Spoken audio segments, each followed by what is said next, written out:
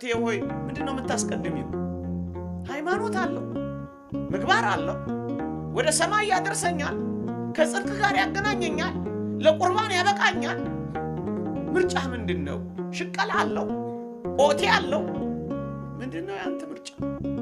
እግዚአብሔር ይከብርበታል በዚህ ስራ ወይስ G+ ምንትስ ያሰራኛል? ጥያቄ ምንድነው? የእግዚአብሔር በረከት ነው የምድራዊ ሀብት ጸጋ ብቻ ነው አንተ የምትፈልገው? ሎጥን ተመልከቱት ሳር አለ ለምለም ነው ውሃ ገብ ነው በቃ ፈተና ሆነበት። ትዳርሽ ፈተና እንዳይሆንብሽ ሳር አለ ለምለም ነው ምንድነው አይደለም እግዚአብሔርን ይፈራል ወይ? መከራ እየበላ እንዳትኖር የምታስቀድመው ፕራዮሪቲ ሊስት የመጀመሪያው ረድፍ እግዚአብሔር ነው ወይ? አብርሃምን ተመልከቱ ሰጠው። ብቻ የሚደንቃችሁ የአብርሃም መቀመጫ ሁሉ ጊዜ ትደንቀኛለች። አንድ 3 ደቂቃ ወስጄ ያበቃለሁ እንዳላስመሻችሁ። እየሰማችሁኝ ነው? አብርሃም ሁሉ ጊዜ ከዚያች ድንኳኑ እየወጣ በመምሬ አድባር ዛፍ ስር ቁጭ ብቻ ነበር የሚለው። ድንኳኑ ጉርለት አለባት። ምን አይነት? እግዚአብሔር ገና ቃል ኪዳን ገብቶለታል። ምን ብሎ?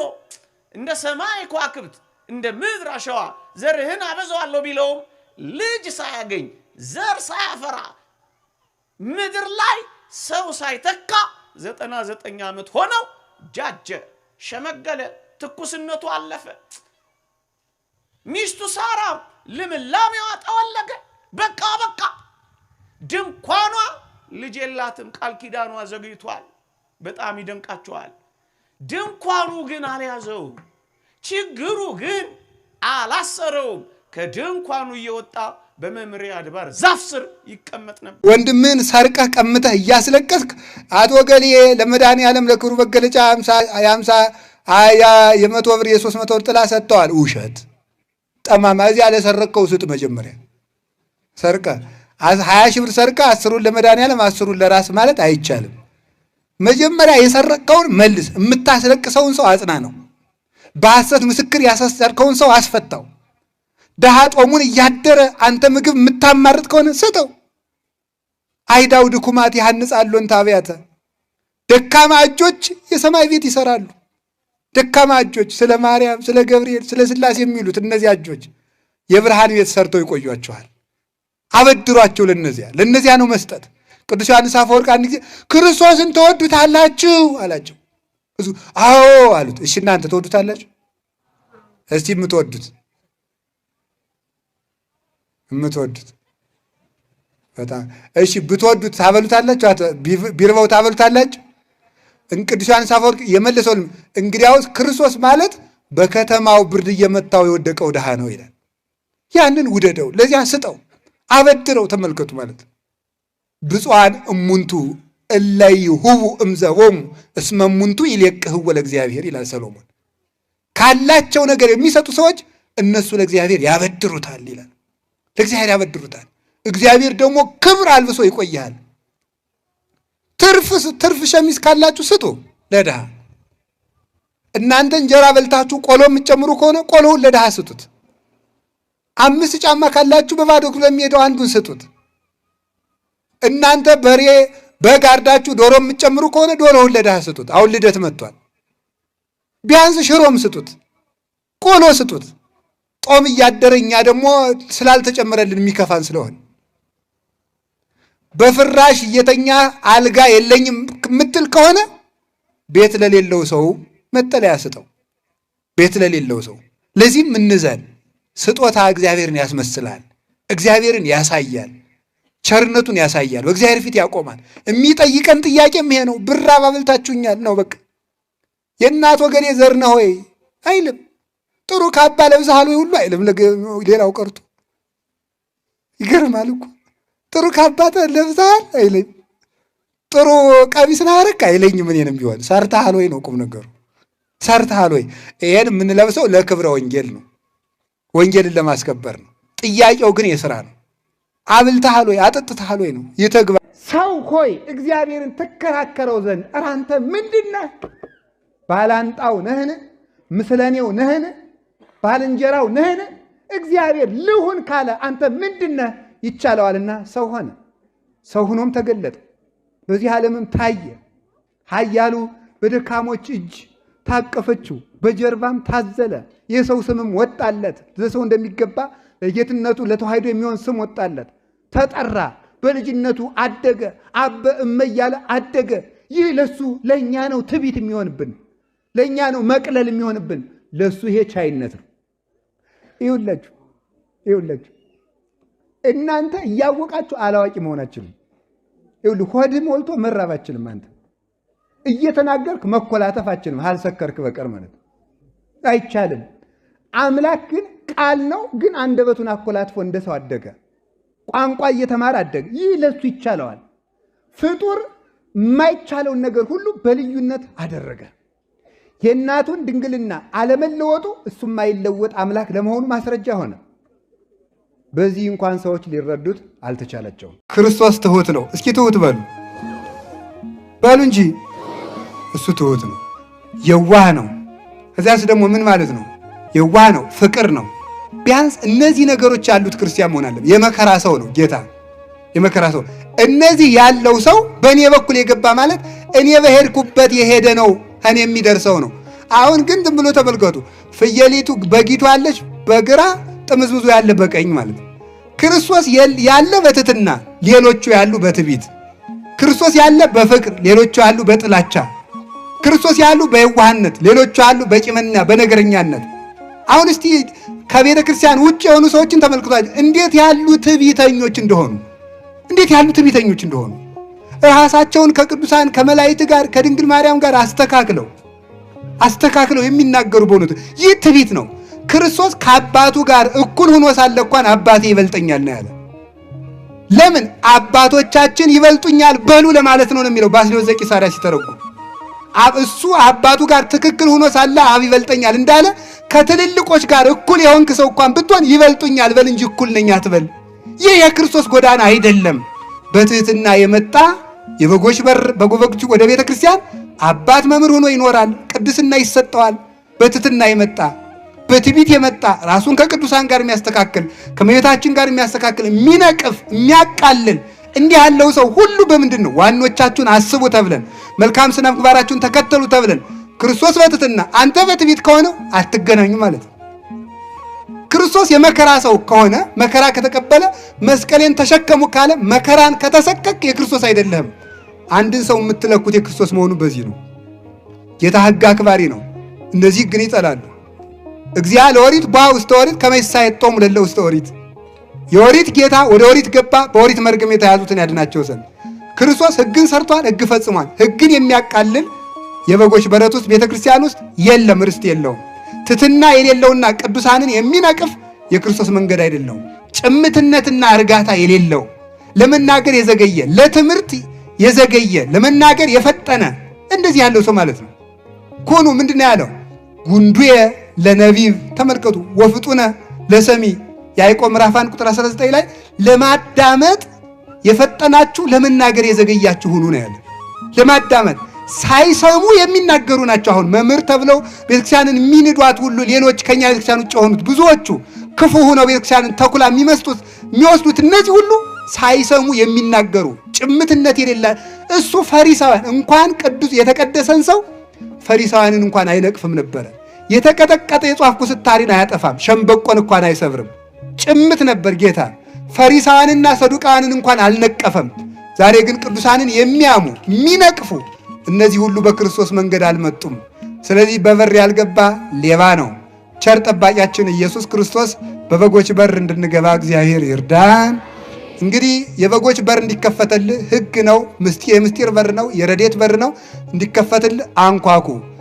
አንድ ጸሎት ነው። የበጎች በር እንዲከፈት አንድ ጸሎት ነው። ሁለተኛ የተዘጋ በር የተባለ ልብ ነው። አንተ የልብህን በር ስትከፍት እግዚአብሔር የቸርነት በር ይከፍትልሃል ይላል። የቸርነቱን በር ይክፈትልን። ይቆየን። ወስብሐት ለእግዚአብሔር። ምናልባት አንድ ሰው እኔን ሊያጠፋኝ ይችላል እንጂ እኔም ማምናትን ቤተክርስቲያን ግን ሊያጠፋት አይችልም። እግዚአብሔር ሳይፈርድበት አይቀርም። ክርስቲያንን ማጥፋት ይቻላል እንጂ ክርስትናን የሚያጠፋው የለም። እኛ ግን ወይ በኃጢአታችን ወይ በስንፍናችን ልንጠፋ እንችላለን። ስለዚህ ተስፋችን አስተካክለን ቀዝቃዛ ሳንሆን አሁንማ ምን ሁሉ ነገር እኮ ምን የቀረን ነገር አለ? እንዲሁ ምኑን እናደርገዋለን አትበሉ። አሁንስ ተስፋዬ ማን ነው በሉ እስኪ። እግዚአብሔር አይደለም ምን በሉ። አሁን ስታዩት ለሀገራችን ለቤተክርስቲያናችን ሁሉ ነገር ዝም ብሎ ቅጥ ያጣ ነው። ይሄ እንዲሁ አንዳንድ እንዲሁ ሁሉ አካሉ ደቆ ምኑን ይዤ ላንሳው የሚባል ሸክላ ቃል ታውቃላችሁ? እንደዚያ ማለት ነው። ሁሉ ነገራችን ደቆ እንደው ምኑን ዘን እናንሳው? ኢትዮጵያ ምኗን ዘን እናነሳት? የቀራት ተስፋ ግን አንዳለ እግዚአብሔር ነው። በሱም አምናለሁ። እግዚአብሔር ኢትዮጵያን አንስቶ እንደሚያሳየን መድኃኔዓለም የቤተክርስቲያንን መከራ አያሳየን። ልባችን በተስፋ ይጠብቅልን። በዘመነ ሰማዕታት ጊዜ ሰማዕትነት ሲመጣ ትልቁ ከባዱ ነገር ልብን ከፍርሃት መጠበቅ ነው። ልብን ከፍርሃት የሚጠብቀው ተስፋ ነው። 3 ደቂቅ ከሳት ሲገቡ የጠበቃቸው ምንድን ነው? ተስፋ በሉ እንጂ ምንድን ነው ያሉት? ለዚህ ጣዖት የማሰግዱ ከሆነ እገላችኋለሁ አላቸው። አንተንም እኛንም የፈጠረ አምላክ አለን ያድነናል፣ ባያድነንም ግን አንሰግድም አሉት። ተስፋ ነው። እሳቱ ውስጥ ጣላቸው። እሳቱ ሲገቡ ግን ደረሰላቸው። ተስፋ አያሳፍርም። መጽሐፍ ቅዱስ እንደዚህ ስጋ፣ ቅቤ፣ የፍስክ የምንላቸውን ምግቦች አትብሉ ብሎ ተናግሯል። ጹሙ አለ እንጂ ስጋ ብንበላ ወይም ስጋም ባይሆን ቅቤ ምናምን አንዳንድ ነገሮች ብንበላ ምን ችግር አለው የሚል ጥያቄ ነው። ይህ ግን ከመጽሐፍ ቅዱስ የተነሳ ትእዛዝ ነው እንጂ በኋላ ቤተክርስቲያን ያመጣቸው አይደለም። ነቢየ እግዚአብሔር ዳዊት ስጋዬ ቅቤን ከማጣት ከሳ ብሎ ተናግሯል። አንዱ ማስረጃችን እሱ ነው። ሁለተኛ በባቢሎን የነበሩ 3 ደቂቅ 3 ወጣቶች ካጎታቸው ከዳንኤል ጋር በናቡከደነጾር ቤተ መንግስት ውስጥ በነበሩበት ጊዜ በጾም ለመቆየት በወሰኑ ጊዜ ጥሬ እንበላለን ብለው የተከለከሉት ከሚታረደው ምግብ ነበር። እንዲያውም ያ ከዚህ ጋር ብቻ የተያዘ አይደለም። በነገራችን ላይ የጾም ምግብ ከመለየት አንጻር አንዱ ማስረጃችን እሱ ነው። ሁለተኛው ግን በሌላ ስም በሌላ አምላክ ስም የታረደ በጣዖት የተሰዋም አንበላም የምንልበት ምክንያት አንዱ ማስረጃዎቻችን እነሱ ናቸው። ጥሬውን እንበላለን አሉ። ጥሬውም የባቢሎን ነው። ከእስራኤል ጥሬ ይዘው አልመጡ። ግን የተባረከ ስላልሆነ በእግዚአብሔር ስም የታረደ ስላልሆነ አንበላም ብለው ስጋውን ለይተው ተጸይፈዋል። ስለዚህ ንጉሥ ዳዊት የቅቤውን 3 ደቂቅ ደግሞ የስጋውን ለይተው የጾም ወቅት ከስጋና ከቅቤ የምንከለከልበት መሆኑን ያስረዳናል ማለት ነው። ሐሙስ ዕለት ጌታችን ሊሰቀል 1 ቀን ሲቀረው እንደሚሞት እንደሚሰቀል ተናገረ። ከሐዋርያት መካከል ቅዱስ ጴጥሮስ ያው ለጥያቄም ለመልስም ለእምነትም ለክደትም ከሱ የሚቀድም አልነበረም።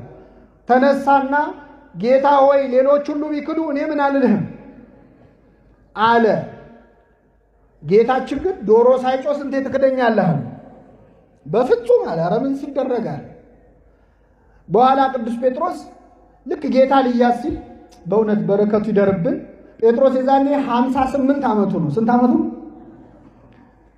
አረጋዊ ነው። ልባ ከወጣቶቹ ወታደሮች ጋር ሊዋጋ ውጊያ ጀመረ ሰይፍ አንስቶ እና በዚያ ውጊያ የሊቀ ካህናቱን ባሪያ የማልኮስን ጆሮ ቆረጠ። ሊቃውንት እንደሚነግሩን እሱ የሰደደው ለአንገቱ ነበር፣ ግን የሥራ ልምድ ስለሌለው ምን ቆረጠው? ጆሮውን ቆረጠው። እና ጌታ እንደውም በዚህ ጆሮ ጦስ ጴጥሮስ ችግር ውስጥ እንዳይገባ ለማልኮስ አዲስ ጆሮ ሰጠው ይላል። ለሁላችን አዲስ ጆሮ ይስጣል። መሬት ላይ ጆሮ ፈልጎ አንስቶ ገጠም አይልም። አዲስ ጆሮ ነው የሰጠው። ምን ያደርግለታል? ስንት ወሬ የሰማ ጆሮ አይደል? አሁን እንደው የኛንም እንደው ጆሮ ጴጥሮስ መጥቶ በገነጠለው። ቅዳሴያችን ሚላል አንተን ብቻ የሚሰሙ ጆሮዎችን ምን በለን ስጠን፣ ይስጠን ለሁላችን።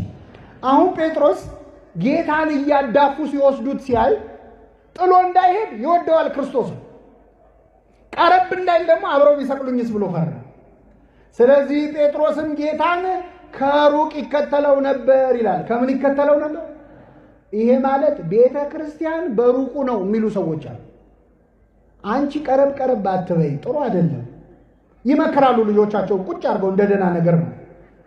አንቺ ቀረብ ቀረብ አትበል የሚሉዋል። ከሩቅ ሲከተለው በረደው። ሲበርደው እሳት ሊሞቅ ቁጭ አለ። እሳት ደግሞ ሙቀት ብቻ ሳይሆን ብርሃንም አለ የለው። የጴጥሮስን ፊቱን ወለል አድርጎ አሳየበት። እንዲህ አንተ ከሱ ጋር አልነበርክ እንዴ አሉት። አንተ ከሱ ጋር አልነበርክ? ኧረ የምትሉትን ሰውየውን አላውቀውም አለ።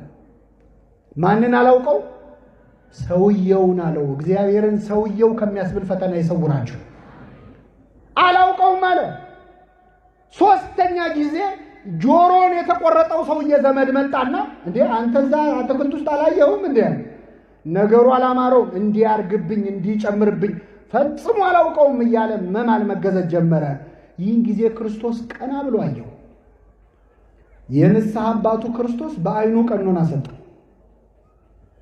አታውቀኝም? እውነት እግርህን አላጠብኩህም?